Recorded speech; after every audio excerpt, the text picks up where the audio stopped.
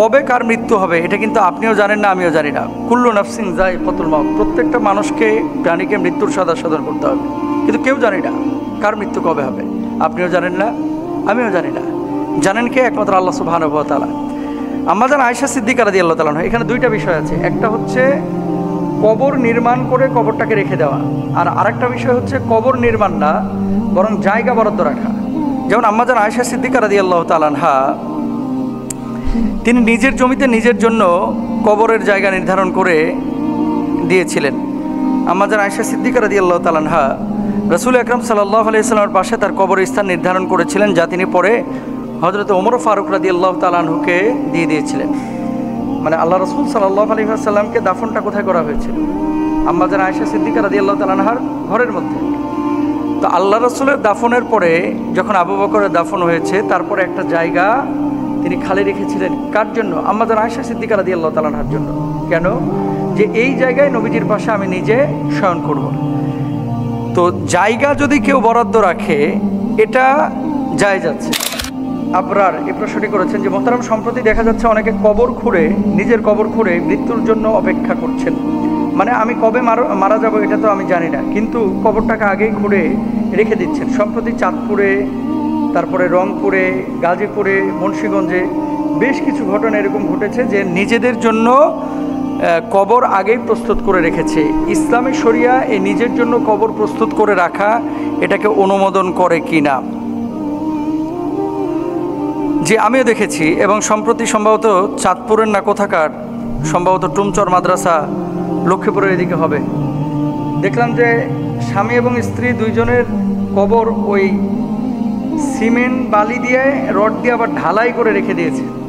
দেখেন, কবে কার মৃত্যু হবে এটা কিন্তু আপনিও জানেন না, আমিও জানি না। কুল্লু নাফসিন যায়কাতুল মাউত, প্রত্যেকটা মানুষকে, প্রাণীকে মৃত্যুর স্বাদ আস্বাদন করতে হবে, কিন্তু কেউ জানি না কার মৃত্যু কবে হবে।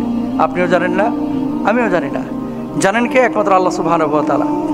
আম্মাজান আয়েশা সিদ্দিকা রাদিয়াল্লাহু তাআলা আনহা, এখানে দুইটা বিষয় আছে। একটা হচ্ছে কবর নির্মাণ করে কবরটাকে রেখে দেওয়া, আর আরেকটা বিষয় হচ্ছে কবর নির্মাণ না, বরং জায়গা বরাদ্দ রাখা।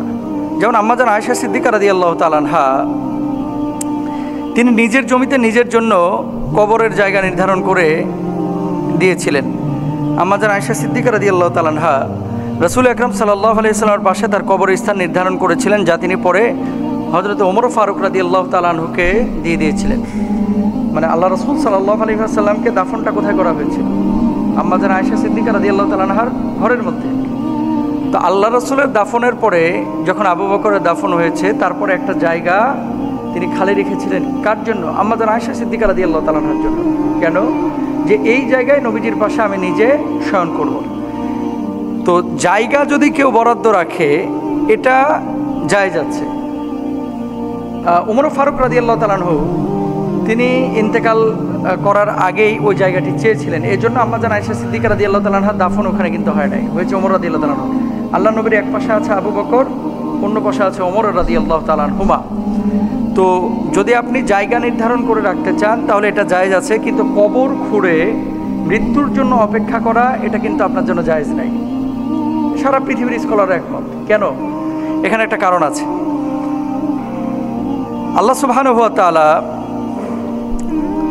পবিত্র কুরআনুল কারীমে দেখেন, সূরা লুকমানের 31 থেকে 34 নম্বর আয়াতের মধ্যে স্পষ্টভাবেই বলেছেন কে কোথায় মরবে কেউ কিন্তু আমরা জানি না। এবং অন্য আয়াতে কি বলছেন? ইদা জা আজালুহুম লা ইস্তাখিরুনা সাআতা ওয়া লা ইস্তাকদিমুন। কার মৃত্যু আগে হবে, কার মৃত্যু পরে হবে এটা কিন্তু কেউ জানে না, এটা একমাত্র জানেন আল্লাহ সুবহানাহু ওয়া তাআলা। সুতরাং এখন মৃত্যু কার কখন আসবে যেহেতু আপনিও জানেন না, আমিও জানি না। নবী করিম সাল্লাল্লাহু আলাইহি ওয়াসাল্লাম, সাহাবা ইকরামের মধ্যে এরকম কোনো আমলের প্রমাণও পাওয়া যায় না। এবং নবীজি সাল্লাল্লাহু আলাইহি ওয়াসাল্লাম নিজে নিষেধ করেছেন যে তোমরা কেউ মৃত্যু কামনা করবা না। মৃত্যু কামনা করা এটা কিন্তু জায়েজ নাই।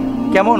অসুস্থ হয়েছেন, আল্লাহকে বললেন আল্লাহ তুমি আমার উঠায় নাও, আল্লাহ তুমি আমার দুনিয়াতে রাখো না, আল্লাহ তুমি আমার নিয়ে চলে যাও।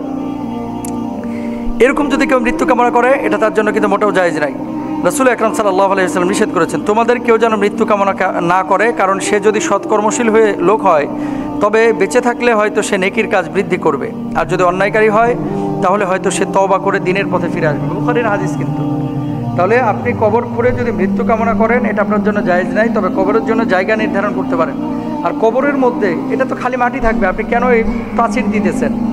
কেন আপনি ইট দিয়ে গাঁথনি দিচ্ছেন, কেন আপনি রড সিমেন্টে ঢালাই দিচ্ছেন?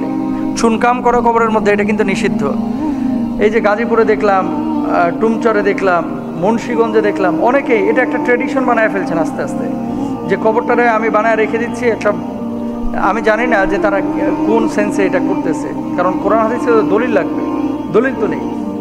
হ্যাঁ, সুফিবাদের কিছু মানুষ রয়েছে, যেমন আমি শেখ বুরহানুদ্দিনের দরবার জিয়ারত করেছিলাম একটা দেশে, তারপরে কি বলে, শেখ বুরহানুদ্দিন না, উজবেকিস্তানে একজন আল্লাহর ওলির দরবারে গিয়েছিলাম। তো তিনি তার জীবন দশায় যে কবরের মধ্যে ধ্যান করতেন।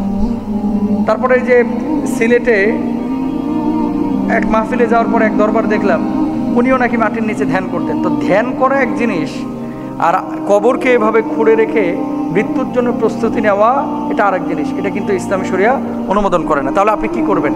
আপনার করণীয় হচ্ছে, মৃত্যু যখন চলে আসবে তখন আপনার ডেকে আনা লাগবে না, অটোমেটিক হয়ে যাবে। তো সেই মৃত্যুর জন্য প্রস্তুতি আপনাকে নিয়ে রাখতে হবে। কতটুকু আপনি সৎ কাজ করছেন, ভালো কাজ করছেন, কতটুকু আল্লাহর জন্য কাজ করতেছেন, এই জিনিসগুলো আপনি খেয়াল রাখবেন। এই যে আপনার কয়েকদিন আগে একজন মাদ্রাসা শিক্ষক কাজ করেছে, তার জন্য এবং তার স্ত্রীর জন্য কবর খুঁড়ে রেখে দিয়েছেন। তো এই জিনিসগুলো থেকে আসলে আমরা বিরত থাকার চেষ্টা করব। আল্লাহ সুবহানাহু ওয়া তাআলা আমাদের সবাইকে তৌফিক দান করুন।